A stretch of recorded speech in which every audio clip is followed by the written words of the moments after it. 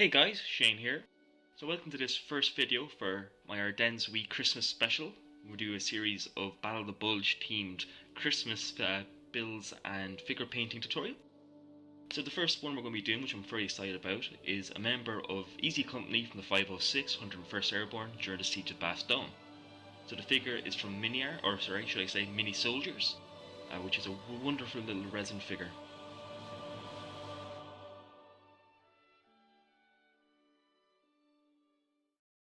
So the figure has already been primed in Surface Primer Grey, and now we're going to add some pre-shading or counter-shading to the model. And for that we're going to use some Vallejo Model Color German Grey.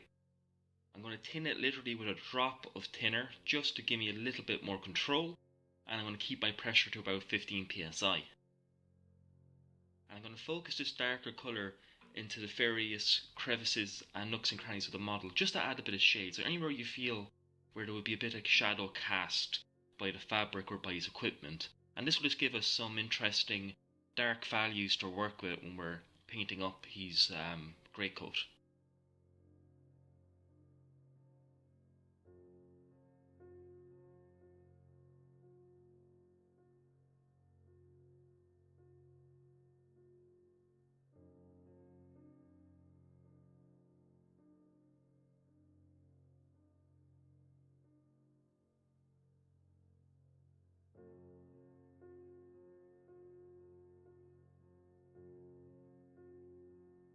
So with the pre-shade done, now we're going to start adding the main colour for his greatcoat, and that's going to be done with Model Colour Flat Earth. So I'm going to show you how to thin down a model colour paint for airbrushing. So we're going to basically do a paint to thinner ratio of about 70% paint to 30% thinner.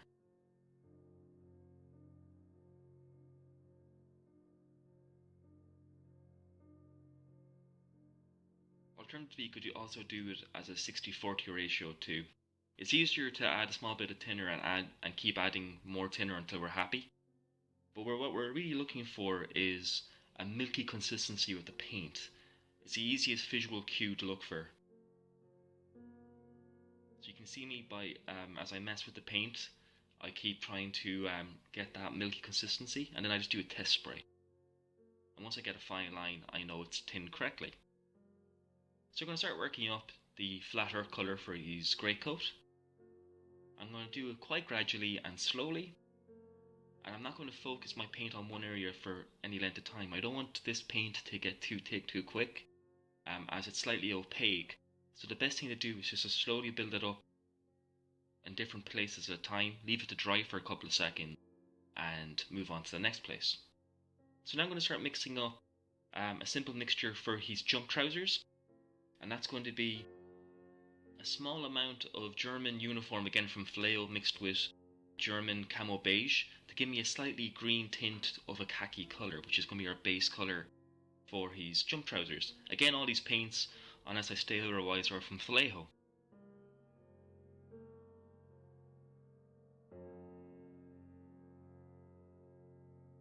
Often you'll find when you're mixing model colours together, they will get very thick, so you will have to thin them out. So I'm just adding a bit of water to thin out this paint a little bit before we apply it. And I'm going to start blocking it into his trousers. I'm going to try to be careful not to get it on his coat, if at all possible. But if you do get it on the coat, try to wipe it away before it dries.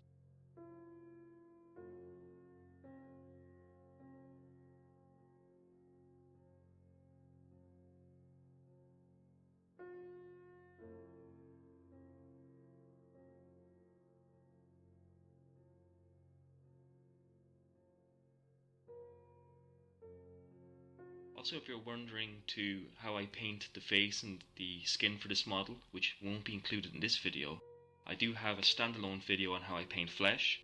So if you check out either during the first couple of seconds of this video, we'll see a link pop up on your top right, or if you go into my video library, you will find in my my figure painting playlist how to paint flesh, and I seriously recommend you give that a check out too. So now we're taking just standard German camo beige. I'm going to start working this into all these webbing, pouches and belts. Again, this will be a little bit of an intensive step. There is quite a bit of web gear on this character, on this model here. So I'm going to slowly build it up bit by bit. Having a long bristled brush with a fine tip makes this job a hell of a lot more easier. The brushes I'm using in this tutorial are Winsor & Cotman range of brush. They're a lovely acrylic based paintbrush. I believe they're a synthetic brush, but they are very, very nice. They're a little bit pricey, but they do make up for it in giving you a fine point and good retention of detail.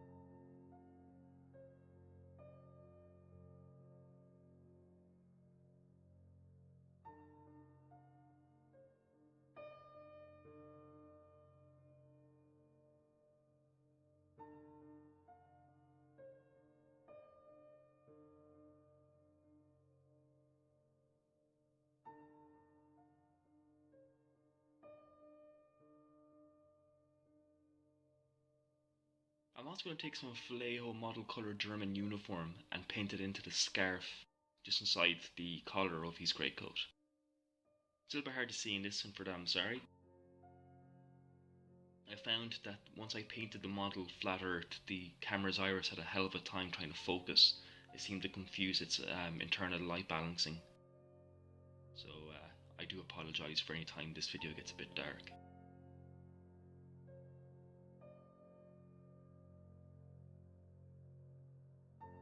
I'm also going to paint in using the same colour the reinforced patches on his jump trousers. Again, it's a little bit hard to see it, but once we highlight it up, it should pop out.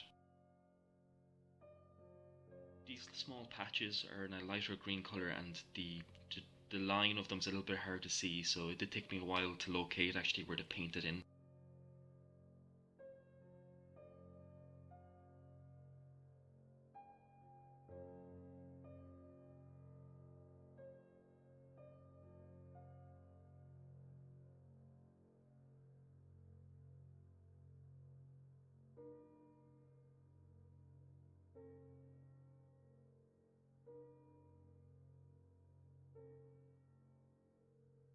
I'm going to take a 50-50 mixture of red leather and flat brown, again from Vallejo, and I'm going to mix them together to give me the base for his boots.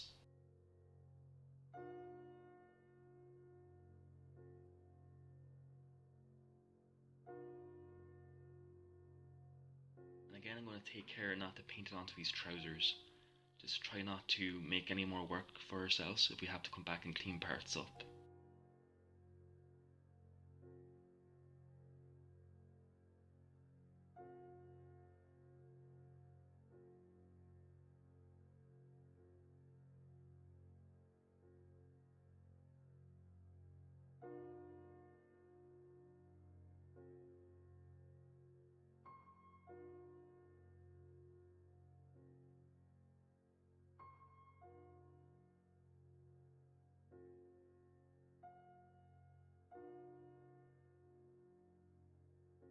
The radio is going to get a very quick coat of Vallejo Model Air Armour Green. This is a very nice substitute for olive drab, that it has the same darkness of colour but not being too dark where you can't see any detail. So this will take a coat or two to build up, as again it's a little bit of an opaque colour. I'm also going to take some German field grey and I'm going to paint in the telephone receiver for his radio as well as the soles of his shoes, or of his boots should I say.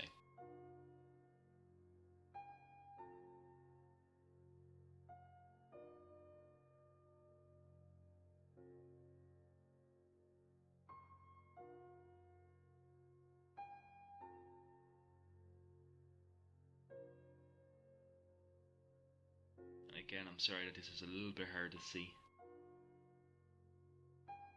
I'm just literally tracing the soles of his shoes just to replicate the rubber sole.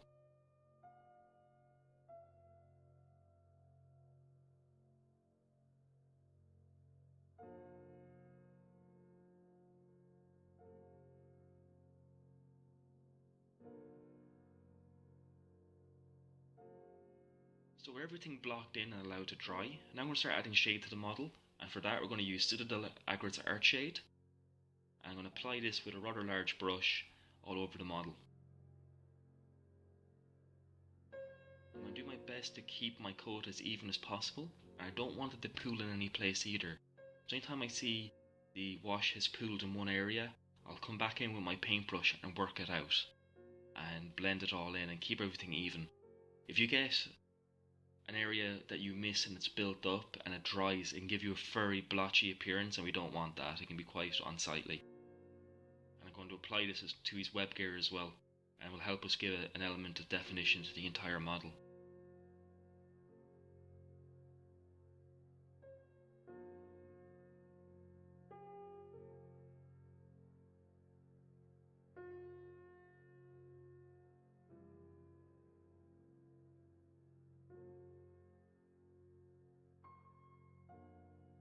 There we have our model shaded. Now I'm going to leave that to dry for at least 24 hours before we start highlighting. So once it's dry, we're going to start highlighting his grey coat. So I'm going to make a mixture of 30 to 60. So for the highlight, I'm going to make a mixture of flat earth and German camo beige, about 60% of flat earth to 30% of the lighter colour. And I'm going to start working it up on all the prominent details of the model, his collar, the tops of creases, and any area where the material has been stretched, just to show that's catching the light. It will be a little bit hard to see in this video, but it's very subtle, but it shouldn't be too stark, because these grey coats were made out of wool, so they shouldn't be reflecting light that much. I'm also going to do my highlights in a slight stippling motion, just to get a little bit of a micro texture onto the paint, just to help give the suggestion of the kind of woolly texture that you get with like a woolen jacket, if you will.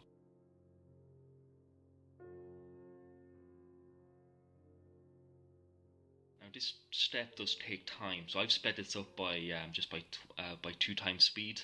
So it did take me a while to build this up. However, if you take your time and slowly build it up, you can get a very nice effect. So just be patient with yourself on this step and you'll get a very nice result.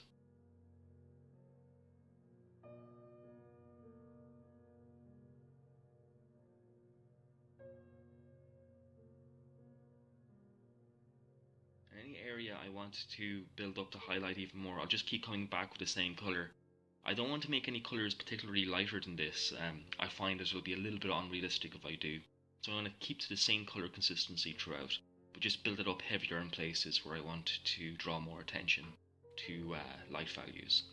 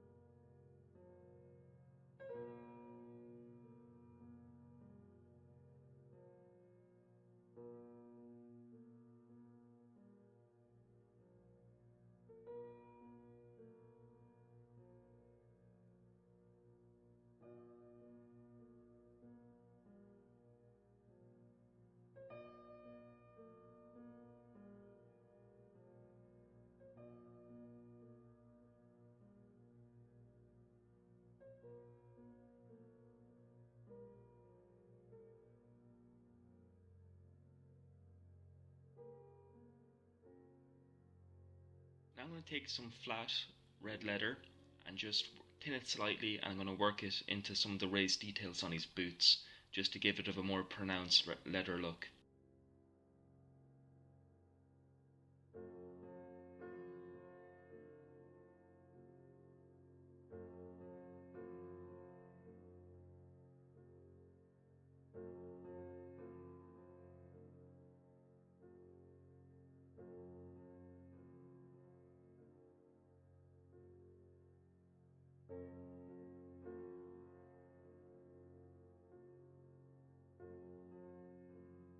There we have his grey coat and boots highlighted.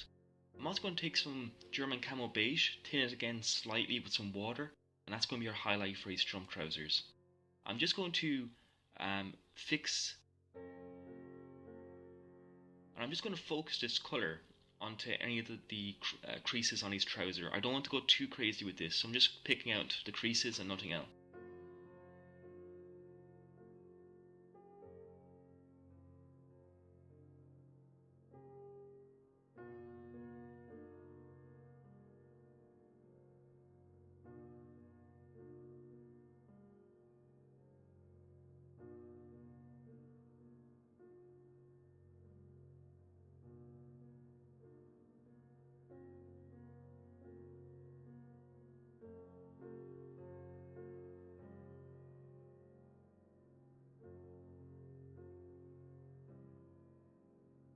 There's a lot of fine details moulded in this model, so it's best just to take your time and pick them all out.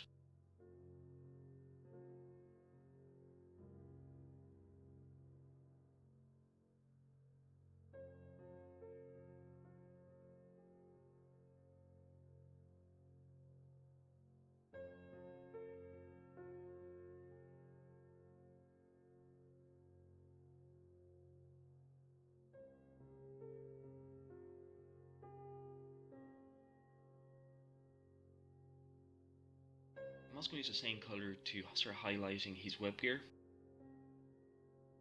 So I'm just going to pick out the areas where the light will hit the most and then leave the wash in the recesses. It just gives a bit of definition to his web gear and his fighting equipment.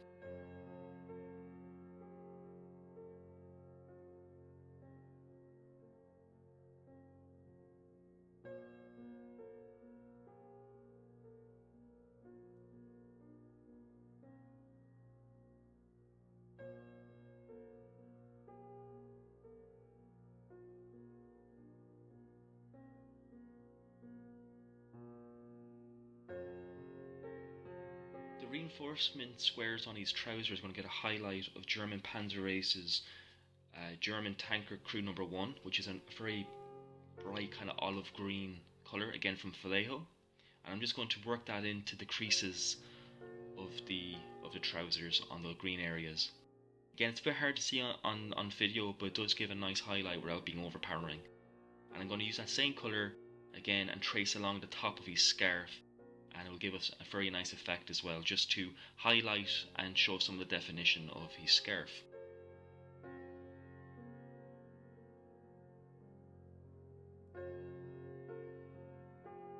To do the brass buttons, I'm actually going to take a non-metallic colour, and I'm going to take Vallejo German Camo Orange Ochre, and I'm actually going to tap that in instead of using a straight brass. I just found the brass would be a little bit too intense, so I just went for a kind of olive or an ochre colour to represent the brass instead. And it does do a good job of drawing attention without being overpowering. So for the various buckles and clasps of his webbing and pouches, I'm going to use Vallejo Gunmetal, either from their Model Air or Model Colour range, it doesn't matter. Whatever you have will work fine for this. I'm using, for this particular instance, Model Colour.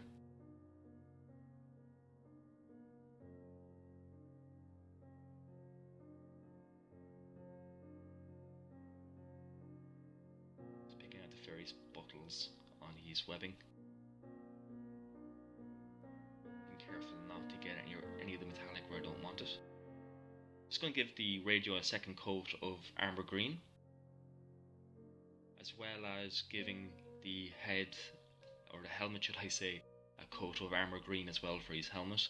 I've also masked the face as I've already pre-painted that. I don't want to get any of the green on it. Once this is dry, both the radio and the helmet will get a coat or wash of Agrat's Earthshade, which I may have forgot to film. So the Thompson is going to get blocked in now, so I'm going to use, again, Vallejo gunmetal for the metallics with the machine gun or submachine gun.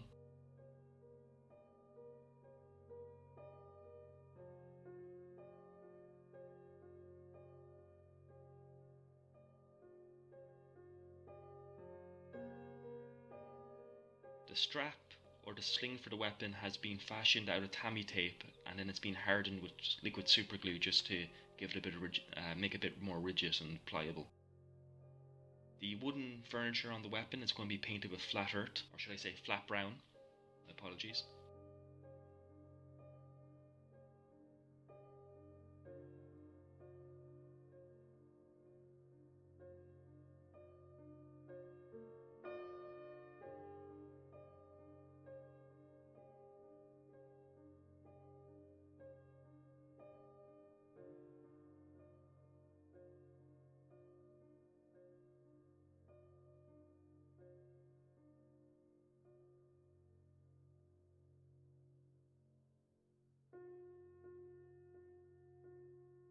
I'm going to take some German camo beige and paint in the canvas sling for the weapon.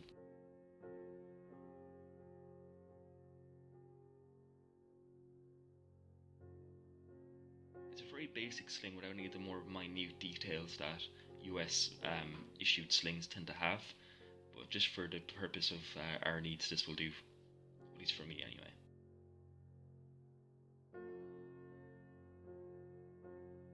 There you have the weapon blocked in.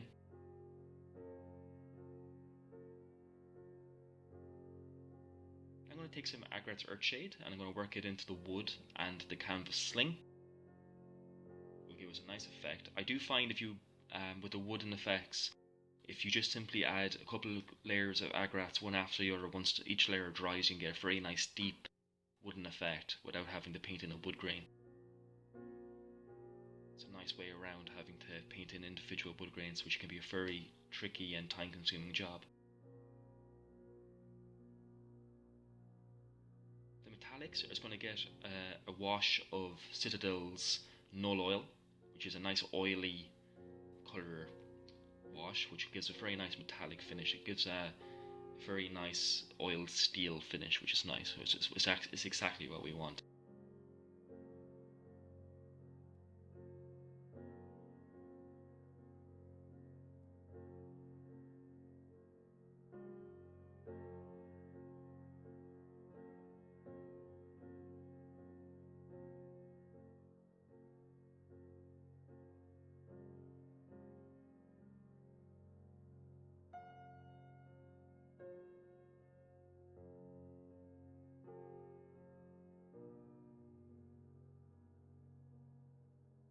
There we have our weapon fully washed and allowed to dry. Once it allows to dry, it's good to go. Looks a bit messy now, but it's a nice effect once it's done.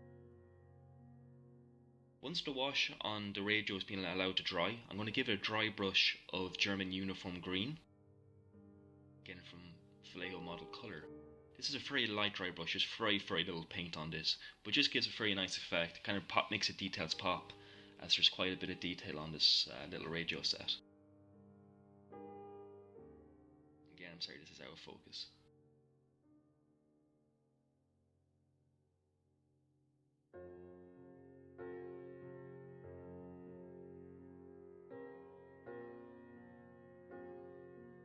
So now I'm going to paint in some of the canvas straps on the side of the radio, again with German camo beige.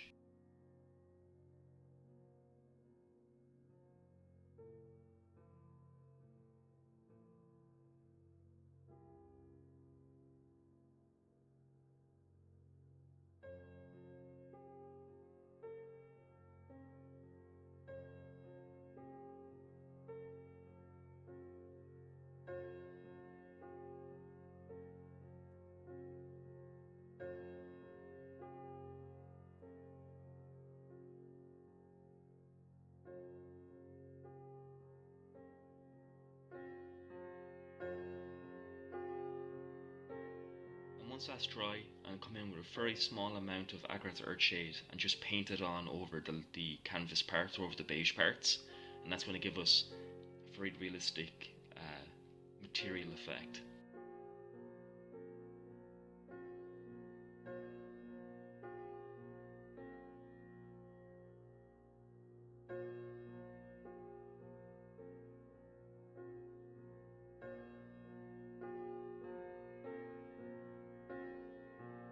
Certain places it takes more than one coat, however, it does give us a very realistic effect in the end.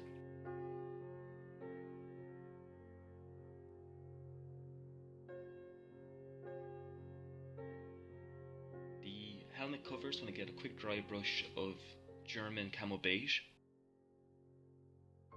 Again, being very careful not to get any of the colour on the face.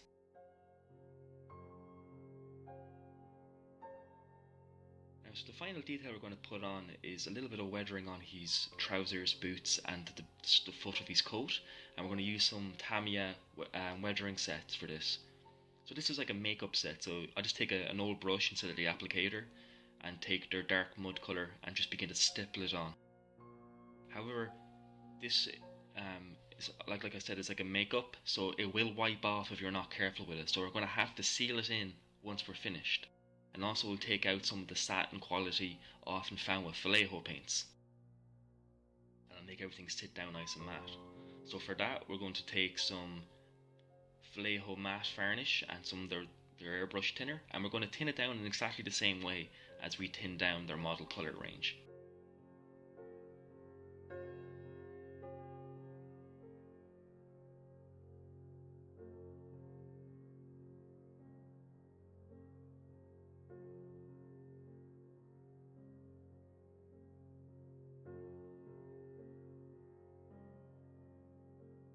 I'm just going to spray all over the model. I don't want this to build up too much in any area, so I want to keep the model moving and keep my sprays to short bursts. In that case, then you're going to avoid any build-ups, because it is very easy to undo all your work if you apply too much varnish and destroy your model. So just build this up very slowly and be very disciplined with it. And once that's dried, we have our finished piece. In the meantime, everything's been super glued in place, his radio, his weapon and his head. And now we're left with the finished piece.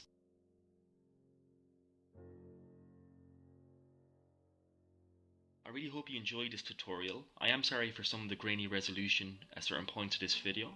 However, and I hope you will join me for the other installments of Ardennes Week. I have been Shane. Thank you so much for watching.